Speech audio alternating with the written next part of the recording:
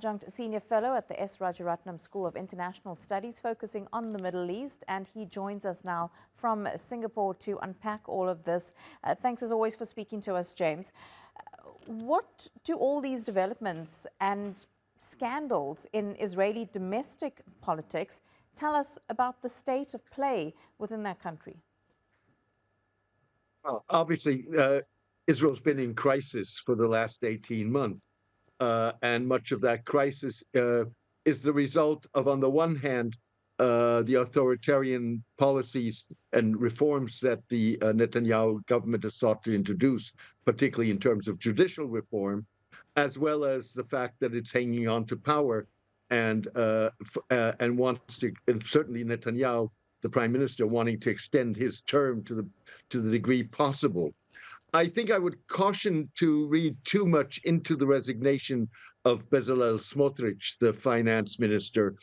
This is more a petty political fight and a procedural measure rather than a resignation that's going to be permanent from the cabinet.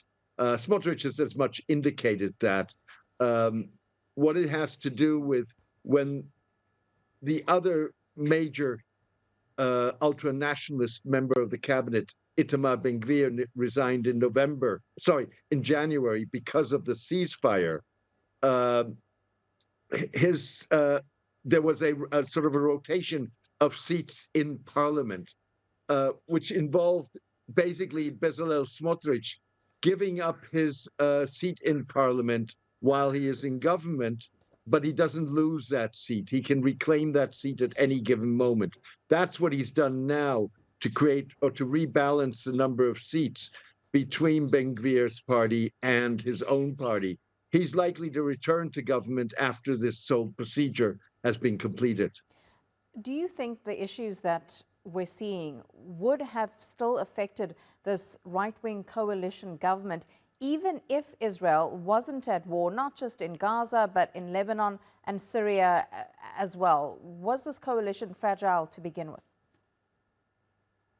It was fragile from the beginning, but having said that, the fact that October 7 accentuated that fragility and has given power, if you wish, to the ultra-nationalists and also a lot more drivers.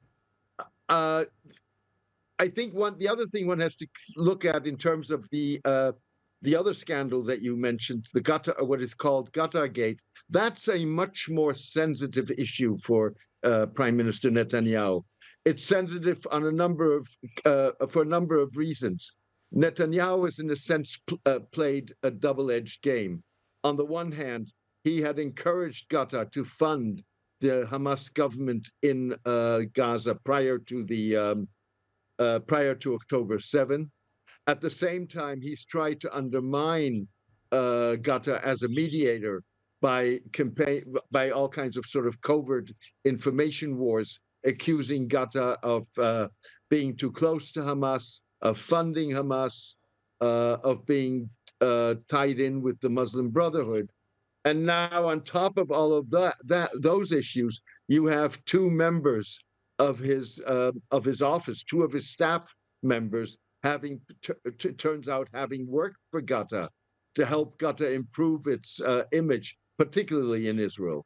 So, given all of that, where does that leave Benjamin Netanyahu's future once the wars eventually do come to an end? He still has his corruption trial, he has Qatar-gate now to deal with, and he has an incredibly unhappy Israeli public who are demanding that those hostages be returned, continued protests that don't seem to be making a difference to him.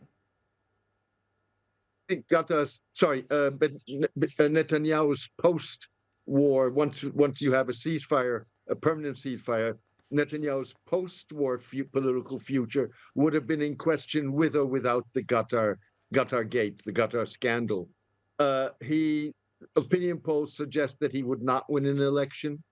Once the war is over, there's going to be an accounting in terms of why and how October 7 was possible, and of course an accounting for the way the war was conducted.